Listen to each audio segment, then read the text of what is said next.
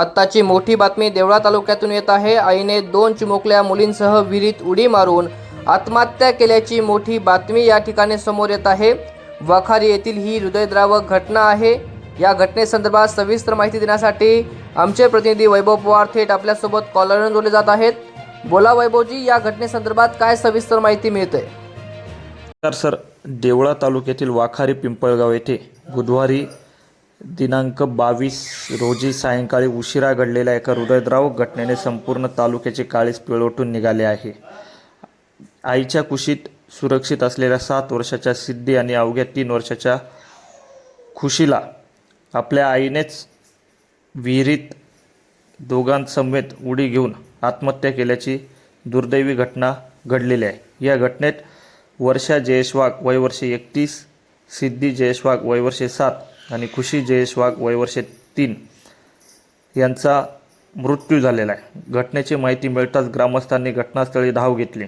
खोल विहीर आणि त्यातील पाण्यामुळे शोधकार्य अत्यंत कठीण ठरत होते। मालेगाव येथील विशेष पथकाला पाचारण करण्यात आले।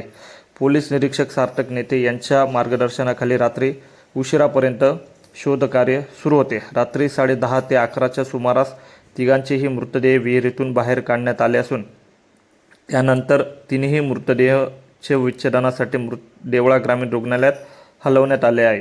आज दिनांक 23 रोजी दुपारी त्यांच्यावर अंत्यसंस्कार करण्यात येणार आहे। मृत विवाहितेचे पती खाजगी पशुवैद्यकीय सेवा देत असून त्यांचा विवाह 2019 मध्ये झाला होता।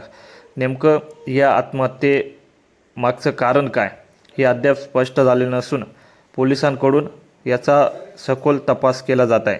एका आईच्या जाण्याने दुःख मोठे असते, पण तिच्यासोबत 2 निष्पाप चिमुकल्यांचेही आयुष्य एका क्षणात संपुष्टात आल्याने वाखारी गाव शोकसागरात बुडाले आहे। चिमुकल्या सिद्धी आणि खुशीच्या निरागस हसण्याच्या आठवणी आज प्रत्येकाच्या डोळ्यात अश्रू आणत आहे।